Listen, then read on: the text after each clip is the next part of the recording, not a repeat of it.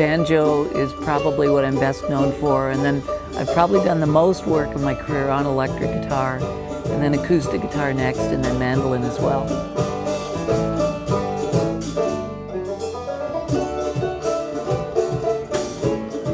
The music that I play now is 100% pure hybrid music. It's a mixture of anything and everything that I've been exposed to and interested in. In the old barrio, under the shade of a sombrero, down the old pueblo, we no kill no power no more. Most of the places that I've traveled around the world have all had their own version of the banjo. You know, in Japan there's the shamisen, in Indonesia they have the rebab, and they have the sarod in India. It has roots all the way back to Africa as well.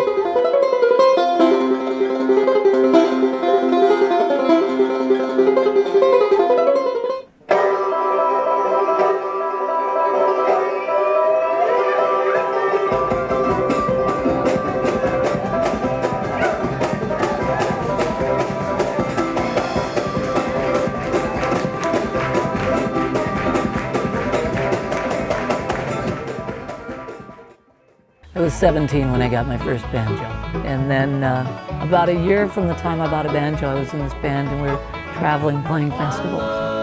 The name of that band was Last Chance.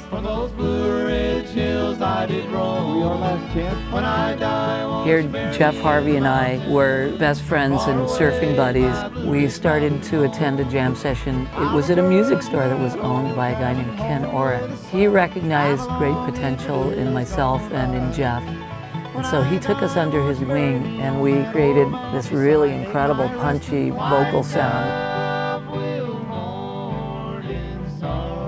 The total wunderkind of Southern California was Stuart Duncan. He joined our band at 15 years old, and he, of course, has gone on to become one of the world's greatest bluegrass fiddlers. Jeff Harvey and myself and Stuart Duncan all sang the harmony parts once Ken left. And we brought in Gene LeBay on bass, who is another Grammy Award-winning musician. We began getting booked all over the western states. Very often we were the opening act for the big groups like Bill Monroe, and Alison Brown joined the band playing dobro. And all three of them have all won Grammys. We were kind of all young hotshots in those days. You know, here my career began playing festivals to thousands of people. It was a fun time. In about 1980, Last Chance disbanded, and I started getting into more progressive styles of playing and started pursuing guitar and playing guitar as a freelance musician with other bands, and put the banjo down for almost 15 years other than the occasional performance or recording session. And know that you have been blessed in a million ways.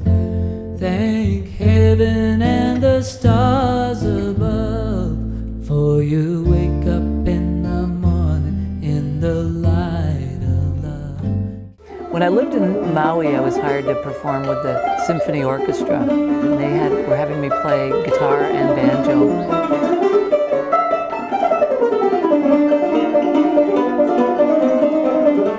Milagros is a collection of compositions written and recorded on the banjo. Shortly after Milagros was completed, I was contacted by National Public Radio. You're connected to NPR's All Songs Considered. I'm Bob Boylan. Tim Wheat plays the banjo, and like a few other banjo players, he plays classical music on the banjo. But Tim Wheat's classical music is new music that he composed for the banjo. Milagros is a fascinating CD, and let's listen to Morel Glen.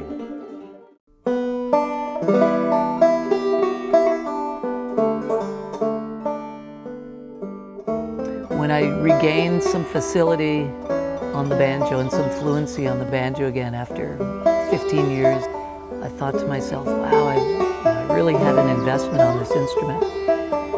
These sounds began to emerge from the banjo that were very surprising to me. I was hearing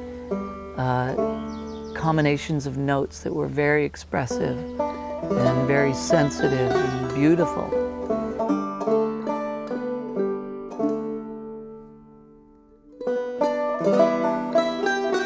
So Mark Robertson, Tessie, and I tour and performed as a duo. We played at chamber music festivals, and it was only 7 years ago that he began playing mandolin, and he's just an incredible musician.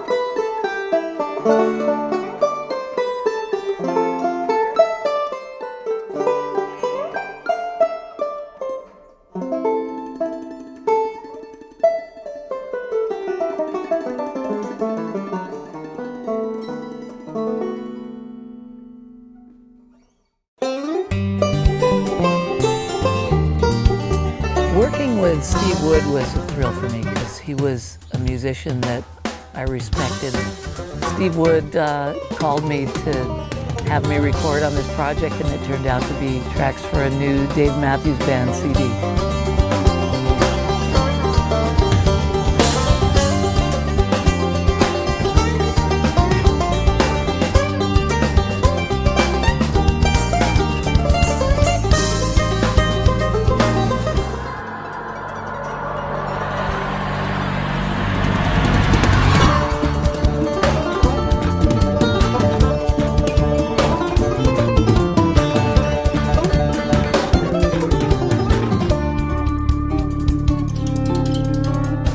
One of the things that I do now is I have a band that performs concerts.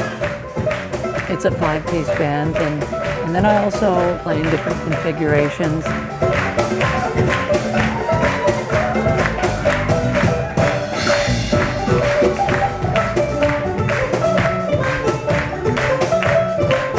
So it's an exciting band. It's a very high element of exploration and adventure, and the musicians are all fearless, which I love.